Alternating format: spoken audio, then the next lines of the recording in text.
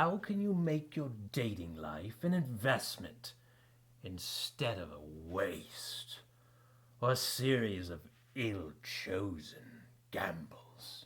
That's what we're discussing today on Love Ed with Julie and MJ. Last week I confessed that, yes, indeed, I was excellent at thinking about dating as an investment in me. But with purpose-driven dating, we're encouraging you to think. We're encouraging you. This is like we go back and forth, and that's louder. Okay, you win. You We're- win. We encourage you to think about dating as an investment in the person that you're with, but to enable us to get a Yes. different perspective on that, Julie, Yes, MJ. tell us about somebody who actually invested in you, somebody that impacted you. Okay. Well, our college minister, Sean, Mm-hmm. was a person that was a mentor to me. And awesome! Important in my life. And of course, first of all, because she taught from the Bible, I learned from her about the Word, but also we had just great, deep discussions about faith and God and what was going on in my life. She was interested in me. She was a great listener. Sean was a wonderful listener. She encouraged me. She challenged me. She prayed for me. She had a prayer list that she would keep in her pocket and that she would get out. She told me whenever she had to wait, like in a waiting room or doctor's office or something like that. And I know that sometimes I was on that prayer list many times, probably. For being naughty or nice. Anyways, either one. Well, did you ever get the feeling about Sean that she was wondering, what can I get out of this relationship? No. Where's this relationship headed? No. How about, do you think she spent a lot of time analyzing, how do I feel about Julie? I mean, do I like her or... Well, she might have, but I kind of doubt it. Yeah. Well, why can't we look at dating through that same lens? Well, is that realistic, Well, really? Not only do I think do it's that? realistic, it is what God has called us to do in all relationships. We are not called to go out looking for love, which you hear that phrase all the time about people out dating, looking for love.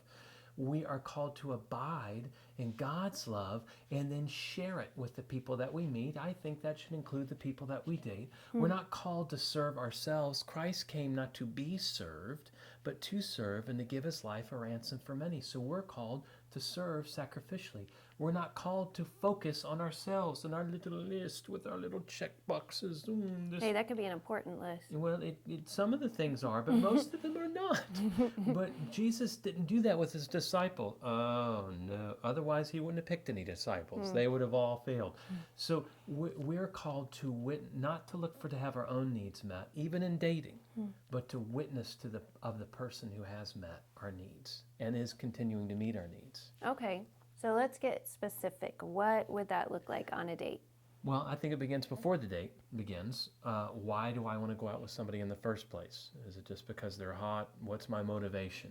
Am I looking to just have a good time, or do I want to give this girl a good time? Am I just lonely and I'm needing a friend, or do I really want to be a friend? Am I hoping just for chemistry? Oh, will that spark happen? Will it happen now? Will it happen now? How about now? Or am I truly hoping It's just happening now. to connect with this person? All right, good. And so for girls, it would start maybe in how we accept a date or turn down a date.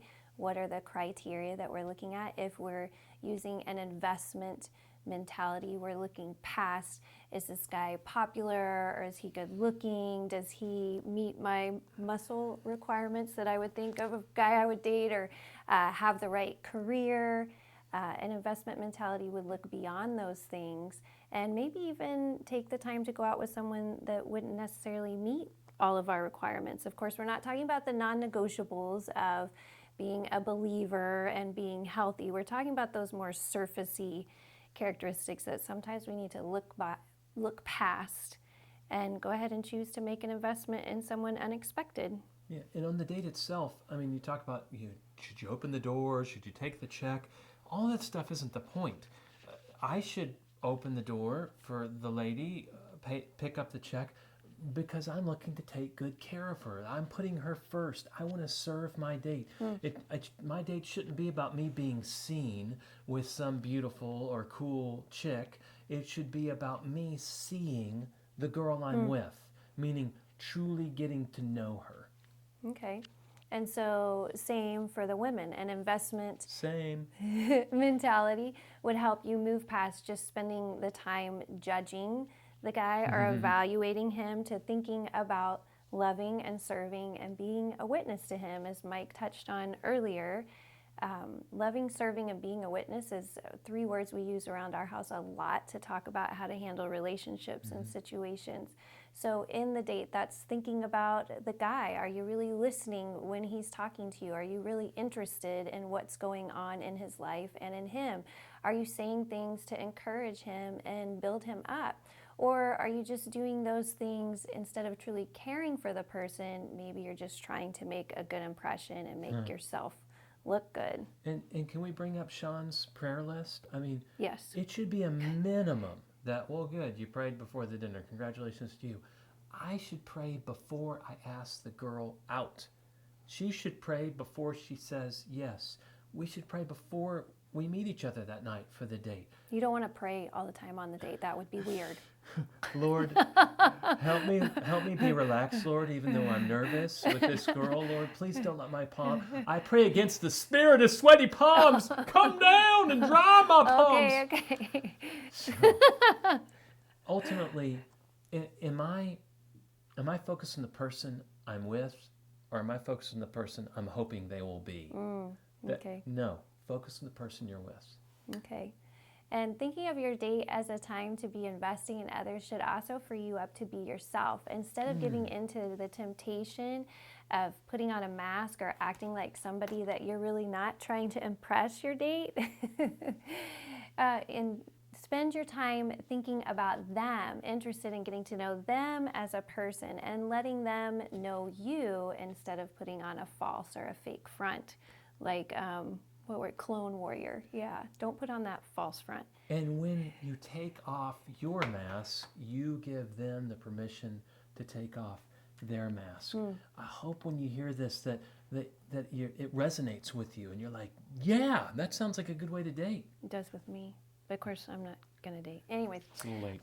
So why do you think we don't date like this? Because we didn't date like this? It requires so much of us.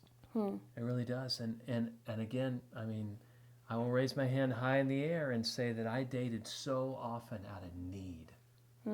So what do? We just don't date? That's not a good option. Well, let's talk about that next week.